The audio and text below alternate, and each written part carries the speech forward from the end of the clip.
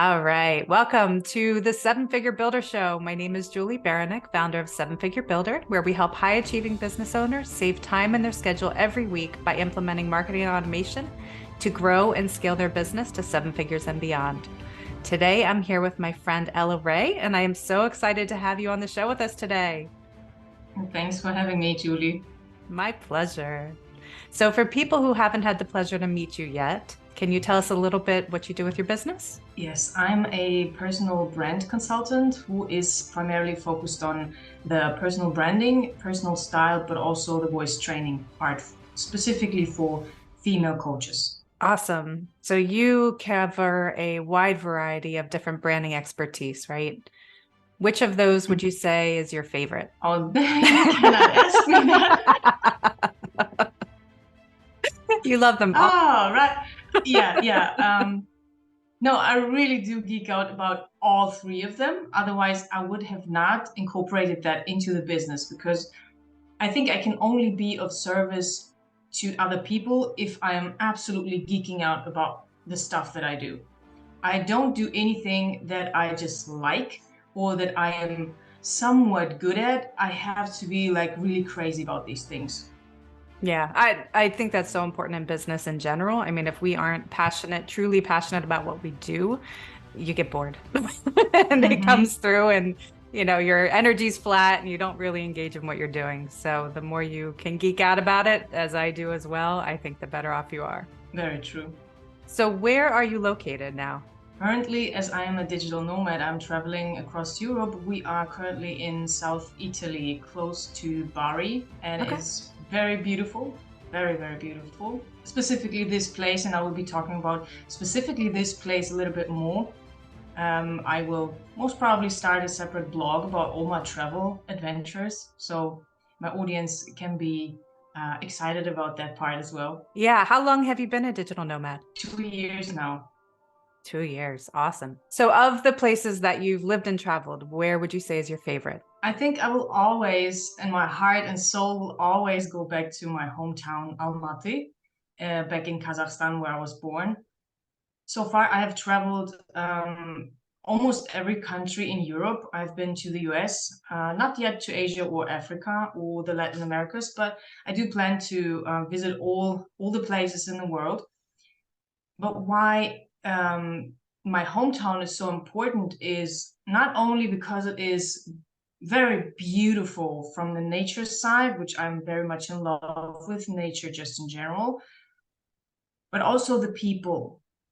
And I have not met just yet a big group of people located in like one village and this was a very tiny village, right? At 100 or 200 people max. Wow. And this village was specifically built for the families of the astrophysicists who were working there. So it was not even an official village or something. It was very far away from everything else, the big city, right? And my dad is an astrophysicist, so that's why we were located there. Wow. And we have been very much isolated by pretty much everything. And specifically the Kazakhs that I met in that place were so peaceful. And maybe that's where I get my peaceful part from, because it was very, very peaceful in that place. And I have not yet found another place where I feel as much as home as I felt there. So I'm still looking for that place. In your travels. How long did you live there? Yes. I was 7 when we moved to Germany. That sounds like an incredible place. I've not been there yet, but it sounds absolutely beautiful. Yeah, I want to go back at some point. My son always tells me, "Yeah, let's go back to your place. I want to see it. It sounds Oh, like a paradise." yeah, And I I'm always tell him, sure. it is like a paradise. Indeed, it was. Nothing more beautiful than that particular mountain range where we grew up is just, yeah, it's soul crushing in the most beautiful way. Wow. So how do you traverse with the languages? Are you fluent in multiple languages? Do you find that a struggle as you're traveling to different countries? Not at all. I'm fluent in only 3 languages, and I used to study a lot more languages. My major was Southeast Asian languages. My major was Indonesian language, Thai language. I also went through Tagalog, which is one of the Philippine languages. I also touched on Arabic, Korean, all during my studies. And I was a geek when it came to languages. When I was around 12, I found my love to languages. So I urgently wanted to study multiple languages and just get to know how languages work. So during my travels, I catch up on new languages pretty quickly, and it's just another passion of mine that is really great to have when you are traveling. Absolutely. Absolutely. I love languages as well. I am not fluent like you are, but I have much respect for the fact that you are. Do Thank you. you find it as you're picking up new languages, and you've obviously studied lots of different languages, do you find it's more pattern based in your mind, or how do you so quickly pick up a new language? It is less the pattern or the logical part or the grammatical part that plays a big role in all the languages, and that's kind of the adult way to learn languages, to sit down and study the vocabulary and the grammar. I'm more of a, since I'm an auditory learning type, I catch up on the music of the language. I catch up on the sound of the different languages, which is one of the reasons why I studied Southeast Asian languages, is because they are tonal languages, like Chinese and Thai and Vietnamese, for example. So this means every tone means something different. And it always has sounded like music in my ears, and I always wanted to learn what they mean and how they articulate themselves. And yeah, it's very rich for me to experience that. Yeah. That's so cool.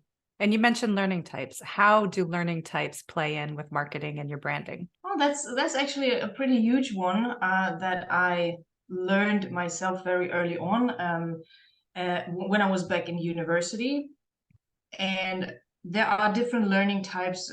If you want me to showcase all of them, there's the visual learning type, which most humans are, meaning you catch up on things with your eyes. You learn and you memorize things through your eyes, right? And most people would say that men especially are visual creatures, right? And there's the other learning type that is auditory, means you pick up on sounds, you learn through sounds, through the voice, how things appear in your ears, right? That's your memory lane, if you will. Then there is the reading and writing, people who learn best when they read something or when they write something. And that's also one of my learning types. I very much enjoy writing and reading, and this is just a combination that I use also very much in my work. And when I determine, for example, a specific brand type for someone, I always go back to the learning types and try to find out what kind of a learning type this person is, and also what kind of learning style this person has, because this will be very much important for later on the social media content creation, or just establishing yourself as a personal brand on social media, but also offline, on stage, when you are a speaker, for example. It will all play a role. So I do dive deep into this area. Yeah. Yeah, and it's so critical to know what your personal strengths are, and be able to use them for your content creation and your marketing. Otherwise, you feel like you're constantly pushing a big rock uphill, right? If you're trying to do somebody else's learning style or whatever somebody else is comfortable in, and that's not your sweet spot, it just makes life that much more difficult. Absolutely, yes. As you said, you need to find your learning style and learning type to know where you will shine the most. So if you are someone who is an auditory learning type, for example, you will most probably be very good with podcasts, because that will also communicate very well with your voice. You will most probably have a dominant voice, or that will be kind of your signature, if you will, with which you can attract the right clients into your business, right? On the other hand, if you are a visual learning type, you will most probably be very good at YouTube and with videos and stuff like that, because you will naturally be prone to create visually appealing stuff, right? Same with writing. If you're reading writing learning type, you will most probably be really good at writing and attracting people with all the words and phrases that you use, and showcase your kind of passion and talent and purpose with this medium specifically. And I think many people make the mistake to believe that video is king now and we all have to do video. But in fact, you can do video in many different ways. You don't have to show your face all the time.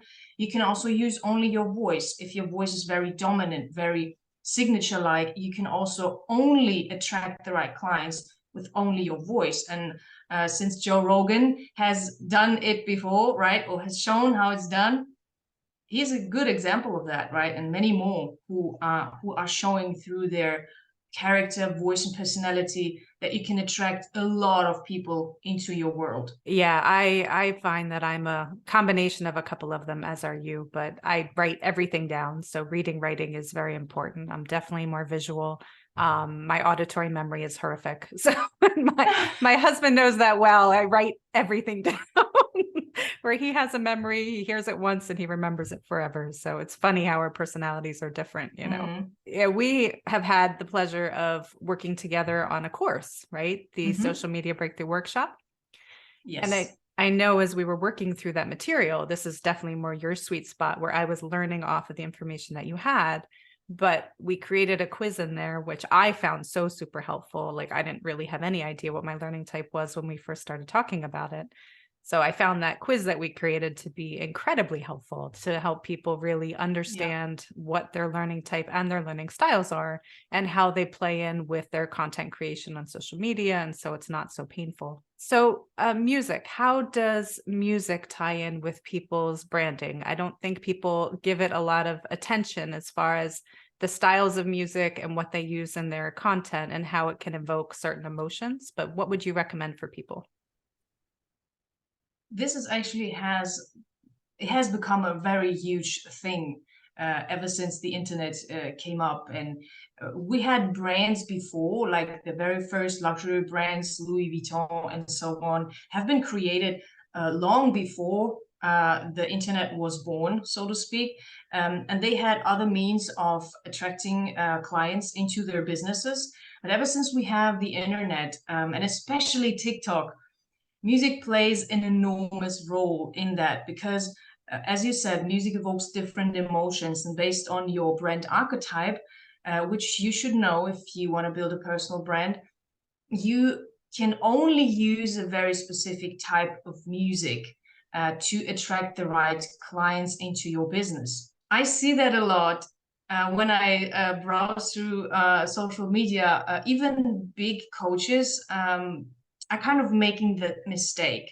Of course, they may not know enough about music to make the right choice, but they oftentimes choose contrary music to their brand archetype, which then creates confusion. And every time you create confusion for your listener or the viewer, they will not be attracted to you, because in order to build trust with someone, you have to pave the way. You have to show the way without any obstacles, without any stones or any kind of problems in the way. So it has to be like a very straight and clear way for your ideal client to see. And because music evokes emotions in people on a very, very deep level, unlike art, for example, you have to be very careful and very conscious about your choice. So there are different music genres. I could like talk for a million hours about this, but just to give an overview, there are different music genres, from pop music to rock and metal. You have jazz, you have Latin music, and you have world music. So there are 5 to 6 major, and you have classical music as well. So you have 6 major music genres, and you have to ultimately go deeper than the genre itself. You have to go to the micro genre, right? Or even deeper than that. And I don't want to go into that very much, but just to make the listeners very much aware of the fact that you cannot choose a music genre. For example, if you are a female coach and your selling point or what you are selling is relationships, for example, but you choose hip hop for it. Hip hop is generally not known, there are exceptions, but is not generally known to build relationships, right? It's all about wealth. In hip hop, it's all about wealth most of the time. And you can recognize that in the videos, especially. So if you are a relationship coach, you either have to choose music that has already in their lyrics something about relationships, and there are specific pop music, for example, oftentimes uses lyrics that talk about relationship, lost love, and heartbroken phases of their lives that they describe. So you can already recognize by the lyrics what the song or the music is about. So you have to match your niche, your coaching niche, with the musical niche, the micro niche of the music, right? This has to be aligned. Otherwise, you will again create confusion. And I feel like I feel like this isn't something that's talked about, right? We all try to find music to match our videos and to go background, sounds, et cetera, for what we're producing or creating. But I personally, this is something I struggle with. And I don't think there's a lot of information out there for people as to what type of music to pick. We usually just go with our gut with that's what I like, right? So you assume that somebody else will like it too. But to your point, it can create a lot of experience confusion, customer confusion of you're evoking certain emotions, but it's not ultimately driving them to where you want them to be and what that next step is in that experience, right? Yeah. What I notice generally on social media when it comes to using music, not only for coaches, but in general, people tend to use trending music Right. For their reels and their videos. And I have talked extensively on my blog about this as well. This is the worst thing that you can do, because when a trend comes, it will always die very quickly. So if a song is trending right now, it will be trending for a week, and then people will hate it because it has been trending for so long. Yeah. People have been hearing it for so long. It can tire the ears and people can get sick of it. So you don't want to use trending music unless it is very much aligned with your niche, as I said, and it is aligned with the musical micro niche that you pick for your brand archetype specifically. What you want to do is also not use music that you love, because that can, again, not be aligned with your brand archetype.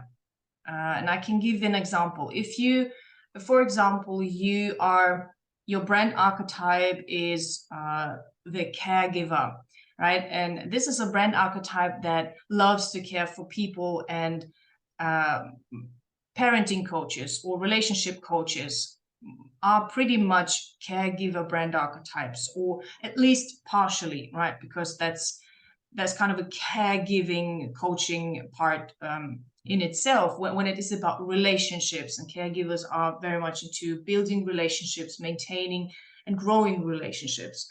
So, but if at the same time you absolutely love black metal, for example, this will not work. Right. You cannot be a caregiver brand archetype and use black metal in your reels. It will not work. It will create big confusion in the brains, because how a person grows up, with what kind of music the person grows up, it will be expecting certain things. So in people's brains, we already have boxes about everything, about people, races, cultures, gender, music, food, languages, about pretty much everything, right? Even colors, right? And this is also a thing that I see across international accounts on social media, is that people from different countries try to look like someone that they are not. Mm-hmm. Right? So if someone is, for example, a coach in India, they should not try to look American, especially if their audience is not American. And I see that happening all the time. They have to be proud of their culture, and they have such a rich culture, a musical culture, where they can feed their videos with, right? And portray and present their culture, especially if their target audience is Indians. They are very proud people, very proud of their own culture. So if you come ahead with Ed Sheeran music, there will not be a lot of balance, a lot of harmony, right? Or Cardi B, right? That will not work just because it's a trending song maybe that she just released. It will not work. So this is also something that people and coaches need to be aware of, the culture that they are from, the language that they are speaking, the language of the target audience, and the musical culture that they are from, not only they themselves, but also their target audience. They need to be aware of the culturalization, the musical culturalization that their target audience has been raised in. I think along with that is being your authentic self, right? We hear so much about that, of just be you. And we feel like we need to mimic or model other big people that are out there in the industry, and that you see success means that, right? So I need to look like that and I need to feel like that in my brand, when ultimately that's not your brand, that's their brand, right? So the music ties in with that. If they're, big, powerful music and that aligns with their brand, that may not likely be your brand. And that might even overpower or make you invisible to your ideal client. Right? If someone has established themselves as, let's say, their brand archetype is the ruler, and they are using a lot of big name hip hop artists on their videos and reels, it's a match, right? They have a big brand name already, so it is a good match to use big name brand hip hop artists, for example, or musicians just in general that align with their brand archetype. But if you're just a starting out coach, it is not necessarily the best thing to do. Just like I'm thinking about like all the voice contests, right, or talent shows that I'm passionately watching, where you can see people who have not a big voice, right, not a big singing voice, but yet they try to sing Whitney Houston, right? That's the same big mistake that I see people could be doing when they are just starting out, and they are thinking that if I use a big name musical artist for my videos will go viral and I will be popular and I will have 1 million followers. That might most probably not be happening. You have to build from the level that you are at, also musically, because this will help your audience to recognize your authenticity, your level of authenticity, and the type of personality, your mission, your vision. So for all these little pieces, there are so many that we've talked about even in these last few minutes that most people, I think, struggle with. Is that something that you help people align, their brand archetype to what type of music they should have, to all the visuals, their colors, right? Is that part of the services that you provide for them? Yes. And I see personal branding as kind of the holistic approach. I always like the holistic stuff. It is not only the internal branding, right? The mission, vision, and everything that you internally build for your brand, what you want to do, what you want to sell, who you want to serve, all the type of stuff, but also the external part. And for the external part, and I don't see that quite often out there from personal consultants, personal brand consultants, that they also incorporate all of it, not only a logo, beautiful colors and fonts, right? That's kind of the standard. But in order to really help people to stand out, you also need to consider their personal style. And a very big one is your voice. And I say that all the time. And this is a good guideline for me as well. 55% of all communication is nonverbal, meaning your body language and your personal style. That's just facts. And people might find that scary or wrong, because we should not judge people by their cover or something, or the book by the cover. But that's just the human experience and reality that we have to marry, right? We cannot divorce from that. It's just facts, right? So you can use that to your advantage, right? You can use your body language, you can use your personal style, And then 38% of all communication is what we hear. It's not the words that you speak, but the way your voice sounds. Even what type of voice you have will have a big influence. What voice type you have will have a big influence on what kind of people you will attract. And that's a really funny and even scary thing, right? And for females, there are 4 voice types, and for males, there are also 4 voice types. Which most people are not even aware of, at least not in the coaching or business space. So you can all align that. And the rest, 7% of all communication, is what you actually talk about. So the actual words. The content. Right. So yes, they are like the least important or interesting part of all communication. So if you are aware of that, you will pay attention to your body language, personal style, how your voice performs, whether it is a healthy voice, or whenever you go on stage, or you are in a video and it starts cracking, or you have a nasal voice, or you have a raspy voice, you have an old voice, or even a sick voice, developing vocal disorders, which can hinder you from simple speaking, which I witnessed multiple, even big name coaches who are coming to age, and the voice ages naturally. That's just something we cannot do anything about it, but we can help the voice stay young as much as possible. So whenever we are talking a lot, like we have to do as coaches, right? Not only Yes. on podcasts like this, but also in courses, when we are creating the videos, when we are going live, which is especially important because we cannot edit that type of video, right? And so it will leave an impression. However your voice performs, it will always leave an impression. And the first impression is very important. So my focus is on these 3 things: the personal branding itself, the personal style, because it's 55% of all communication, and the voice, how it sounds, how it performs, but also what you say. It is really important. The last 7%, if you don't nail that, if everything that you say doesn't make sense and is only confusing, and you overwhelm your listener with too much information that is just not important for them, there will be no sale at the end. Right, because you don't continue to build that confidence. You end up losing that confidence through all the different pieces, as you're speaking with people. Yeah. So I remember early in my career, I took a presentation course, actually multiple presentation courses. And I felt like personally, that was one of the most valuable things I have ever done in my career, and never would have dreamed the ways that I've been able to utilize that. For me, it was just, hey, how do I move up the corporate ladder?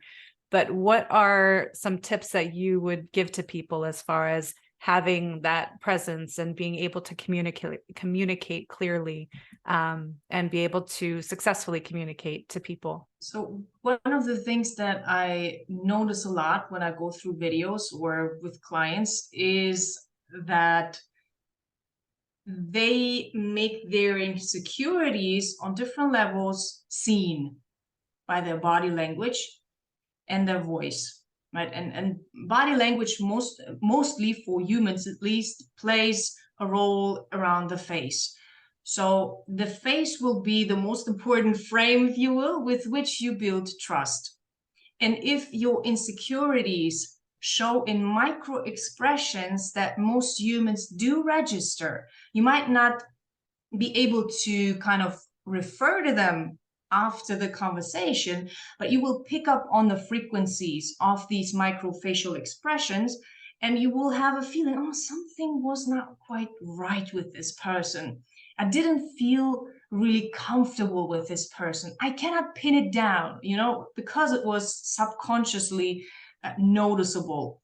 These expressions like disgust, hate, fear, all these types of negative emotions you can express with your face without even noticing.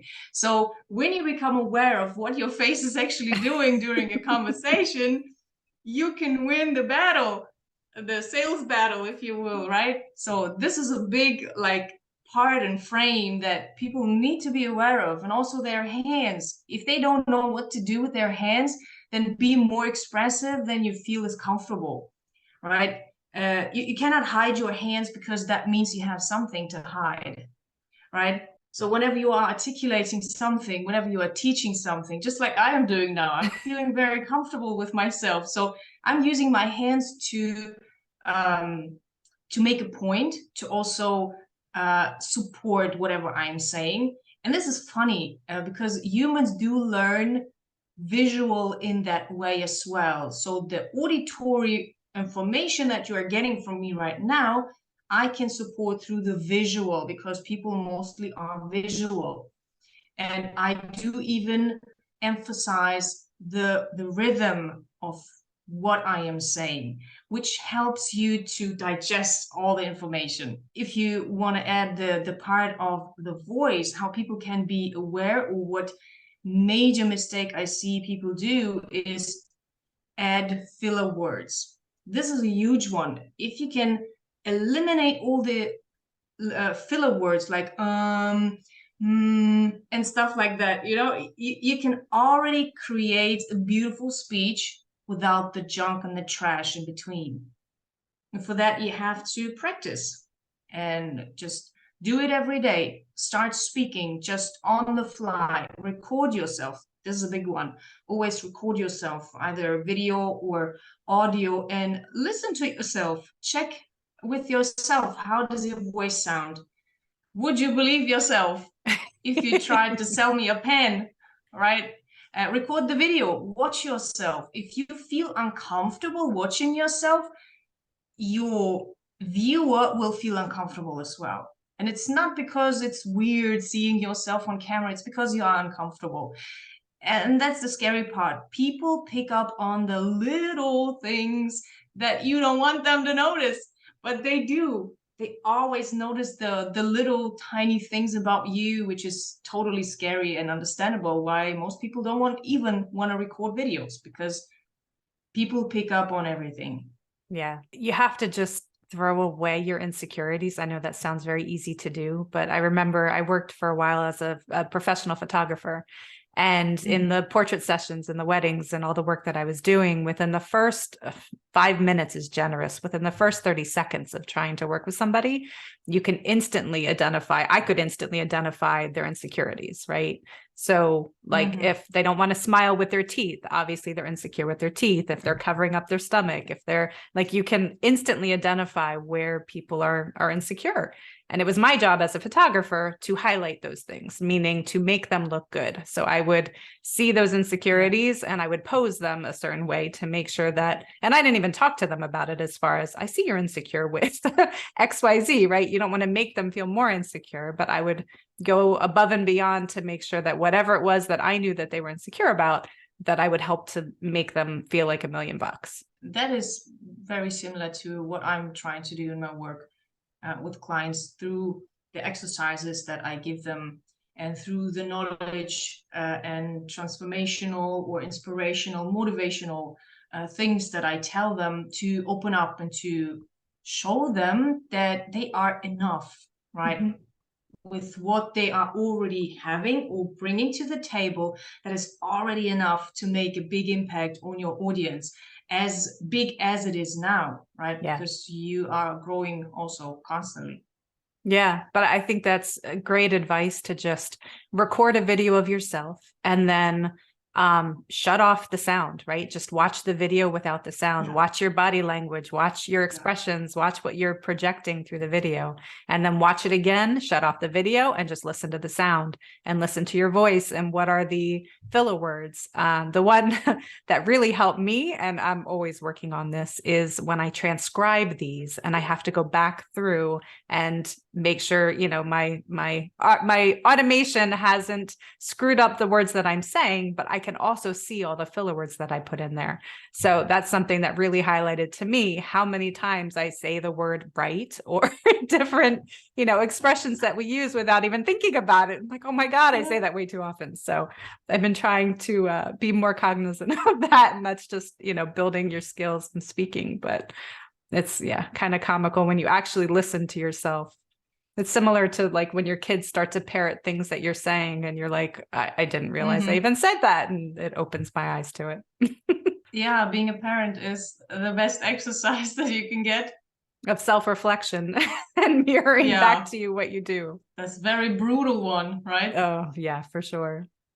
So with automation, what role do you see that plays in your business, and what do you see in the future of automation and artificial intelligence within marketing and branding and business? I see it in my business as one of the most important parts. I have not integrated every possible automation way that there's out there, but I do plan on doing that because time, I found the hard way, is one of my most important assets in this life. So I want to spend my time with my kids most of the time.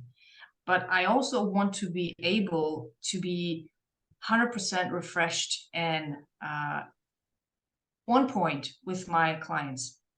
And I want to focus on client work and not everything that is around. I'm not a technical person anyway, so I've always been struggling with that. So if automation is able to take that off my hands, so I save time, money, and nerves, and all that stuff, that is definitely something I'm really looking forward, because I'm feeling that this is one of the major things that will change business as we know it. And with not only AI, but also all the other programs that we are seeing right now that help business owners do CRM, email marketing, and all that stuff is really huge and really lifting my spirits, because I feel it's really, really important. And I know that you will play a big role in that as well. I would be happy to. I think to add to that, one of the biggest benefits of automation, in addition to freeing up our time, right? Like that's the one that is the most obvious to me, and be able to have that time to spend with your family.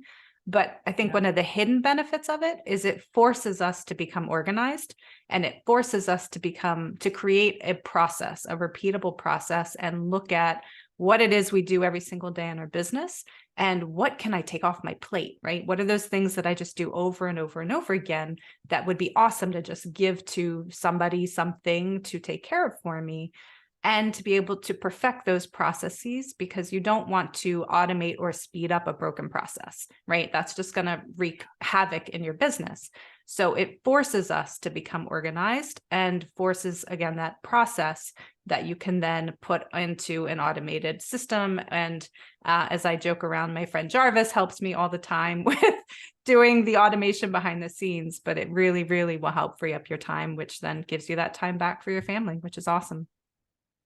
Yeah, definitely. So on a more personal level, what is your proudest achievement that you've accomplished in your life? Oh, that's a great question. And it's a hard question because I don't think I have a big pride in me, or identifying things that I believe I did specifically great or well, or that I focus on anything huge or specific to achieve or to show.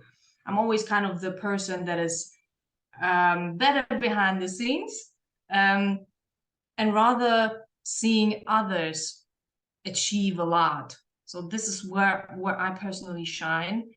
So one of my proudest, if I had to answer that question, would probably be my kids.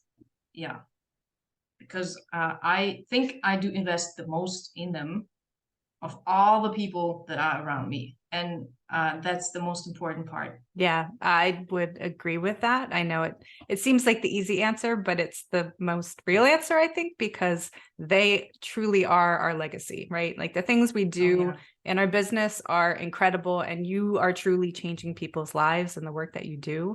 I know I've had the pleasure on working with you on my branding, and help taking my initial proof of concept of my business and help form it into a more mature, sophisticated brand, which is what I had inside of me that I wanted to project through my business. And you really, really helped bring that to life and help me with that transformation. So the work you do, I know you're very humble in what you say about your business, but you are truly talented in the work that you do. So I greatly appreciate that. But I can also fully identify with if my kids are screw ups. It doesn't really matter what I do in my business because that creates more of a mess, right? So. Oh, yeah. And it was really an honor working with you. You are really an exception when it comes to human beings, I feel, at least in my world, or to me. It's always a pleasure. Every time we meet, every time we work, I feel like you can handle it. And this is so refreshing. This is so good to see someone who wants something, really wants something, and is also not only willing, but also able. I mean, your skills, that's the reason why we work together. So it has started as an honor and continues to be an honor to be around you and to work with you, and to continue building your business, our businesses together. It's really great. Thank you. That is awesome. I think the same of you as well. So thinking ahead for your goals and your vision of your business, what do you see next on the horizon? Oh, wow, something very, very exciting. I do plan on building the Brand Master Club to something elite, or into an elite form of coaching for female coaches. This is a very important, or has quickly become a very important part of my business that I see a big future for, because not only because I excel the most in this type of environment and the type of work that I can do with people, these kind of group coaching one-on-one things, but also because I believe this will bring people the most results, the biggest results, the fastest breakthroughs. I'm not patient, not, at least not in business. I can be very patient, but not in business. I want results quickly. So, and I want those quick results for my clients as well. So I will create something that will give them these quick and fast results. And so I will build structures in my business that will realize that goal. And the Brand Master Club, I know I'm honored to be a part of that. Tell us a little bit more about it, but do you envision it, is it live group? Is it that one-on-one connection? What is it within that club for people that aren't a member of it yet, but I'm sure will be soon? It is a group coaching program, first of all. And I think the biggest chunk, or the biggest benefit of that club, is that you can go live with us on a weekly basis. So we will be auditing your business on a weekly basis, and you can ask us questions in all the areas of business that are important. Like branding, marketing, sales, automation, personal style, voice, just about everything, right? And I do intend to cover more areas to make it kind of a holistic group coaching program, so that you don't have to go out and look for a financial coach or a mindset coach. All of that, I want that in my club. I want to provide that inside of my club. And one of the other parts of that club will be a members area. So people will not only be able to ask questions and immediately get the answers in the most personalized way, which is, I feel, very unique in that space, but also a members area where we will create content for them that they can actually use for their business, not just random templates that I see most of the time being created and just smashed into a members area, but personalized guides, worksheets, templates, really what you need, right? And also a Facebook group, of course, to communicate with other members, to collab, to network, to pour on each other and support, which I feel is really, really important on that level. And all that will be realized on a very, very low price, which I intentionally did, at least for the first 100 ladies that will join, so that I give those coaches who need it the most but don't have the most money, give them the instant breakthrough right? To excel them right away into a level where they can breathe, where they can relax, and then think, oh, what do I want to invest next in now that I have consistently earned income or still are consistently earning income? That's the goal with this club. I love the vision of it, and I love the community aspect. And I know personally I've found great success throughout my career in surrounding myself with people that are smarter than I am, and just pulling that information and learning from everybody around me, and then incorporating that into whatever it is that I do next. So I really love the Brandmaster Club and how it brings in a community of experts to help people that are struggling in their business move their businesses to the next level. So for those that haven't signed up for the Brandmaster Club, we will have links below so you can sign up and take advantage of the low price of the first 100 people that join the Brandmaster Club. If you could be remembered for one thing, what would it be? A very hard question again. It's hard to put into words. That's why I'm thinking.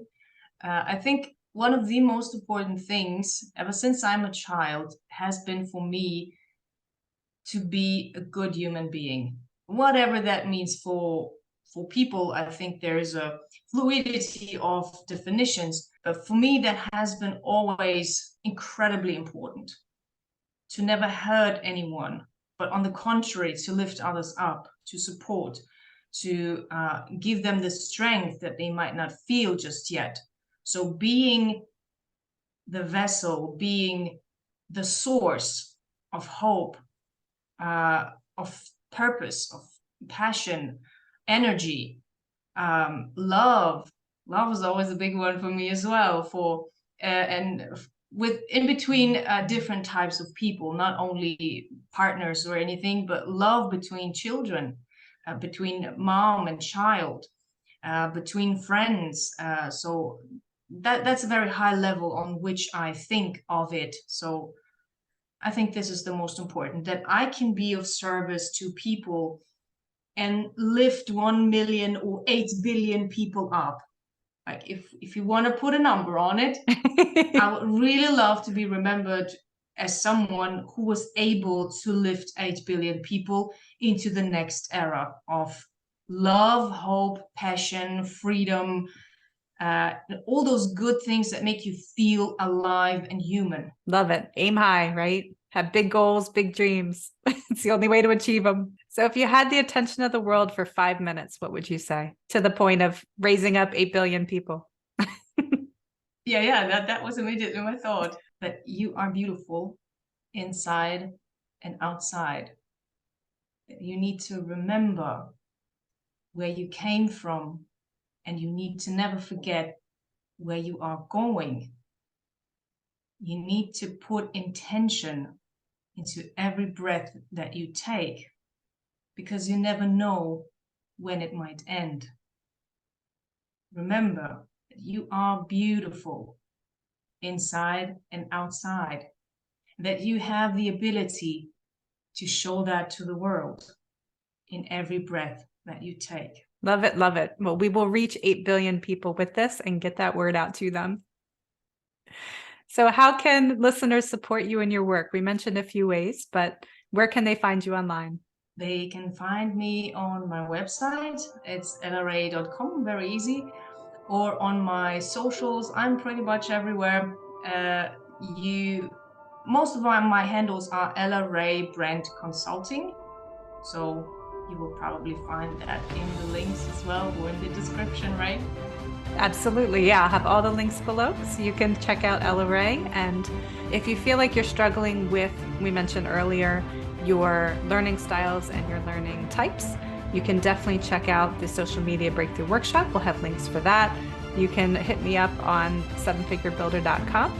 And I look forward to seeing you on the next episode. Thank you, Ella, for joining us today. Really appreciate it. It was my pleasure. Thank you so much, Julie. Awesome. My pleasure as well.